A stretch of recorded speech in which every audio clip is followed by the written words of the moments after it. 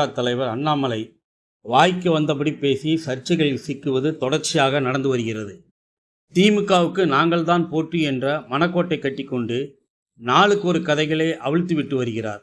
காலம் மாறி போச்சுனே என்று கூறிக்கொண்டு வருகிற நாடாளுமன்ற தேர்தலில் பாஜ வெற்றிகளை குவிக்கும் என கற்பனை கலந்த கனவுடன் நினைத்து பேசி வருகிறார்.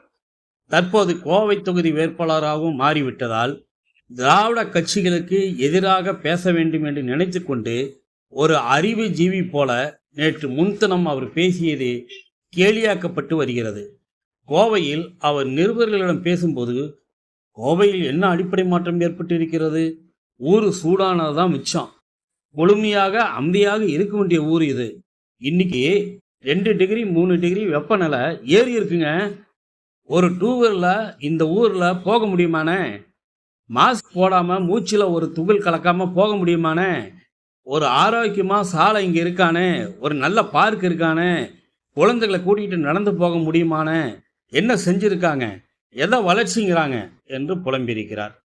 தான் பெரிய அறிஜீவி என நினைத்து கொண்டு பேசிய அந்த பேச்சு தொடர்பான வீடியோவை பகிர்ந்த நெட்டிசன்கள் அண்ணாமலையை வச்சு செய்து வருகின்றனர்.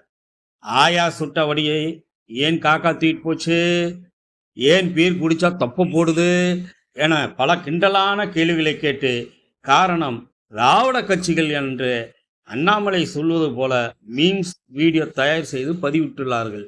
தற்போது அந்த வீடியோ வலைத்தளங்களில் வைரலாகி வருகிறது.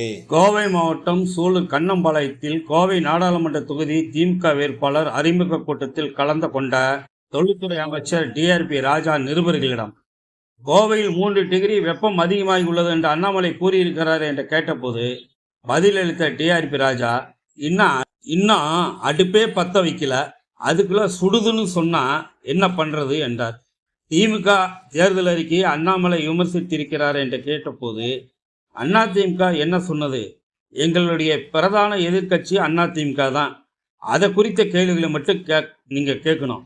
சில்லறை கட்சிகள் சொல்வதற்கெல்லாம் பதில் சொல்ல முடியாது என்றார். ஒரு பைசா கூட கொடுக்க மாட்டேன் என்று அண்ணாமலை கூறியிருக்கிறார் என்று மீண்டும் ஒரு செய்தியாளர் கேட்டபோது, தேர்தல் கமிஷன் தேர்தலில் வேட்பாளர்கள் செலவழிக்க ஒரு தொகை அறிவிக்கப்பட்டுள்ளது. இயக்கத்தில் நண்பர்கள் இருக்கிறார்கள், தொண்டர்கள் இருக்கிறார்கள். 4 பேர் வந்தால் டீ காபி வாங்கி கொடுக்கணும். எதிர்கட்சி தலைவர் எடப்பாடி இதை சொல்லியிருக்கிறார். எங்களுக்கு ஆட்கள் இருக்கிறார்கள், அவர்கள் தேர்தல் பணிக்கு வருகிறார்கள், அவர்களுக்கு டீ காபி செலவு இருக்கும். அண்ணாமலைக்கு யாரும் வருவதில்லை, அதனால் செலவில்லை என நினைக்கிறேன் என்றார். உதயநிதி ஸ்டாலின் செங்கலை வைத்து அரசியல் பண்ணுகிறார், ஸ்கிரிப்டை மாற்ற வேண்டும் என்று எடப்பாடி பழனிசாமி கூறியிருப்பதை பற்றி கேட்டபோது அமைச்சர் டிஆர்பி ராஜா, இது போன்ற கேள்விகள் முன்வைக்கப்படுகின்றன. எங்களை திசை திருப்புவதற்காகவே இது போன்ற கேள்விகள் முன்வைக்கப்படுகின்றன. எங்கள் எதிரியாக அதிமுக களத்தில் நிற்கிறது. கோவையில் திமுக மகாத்தான வெற்றி பெறும் என்றார்.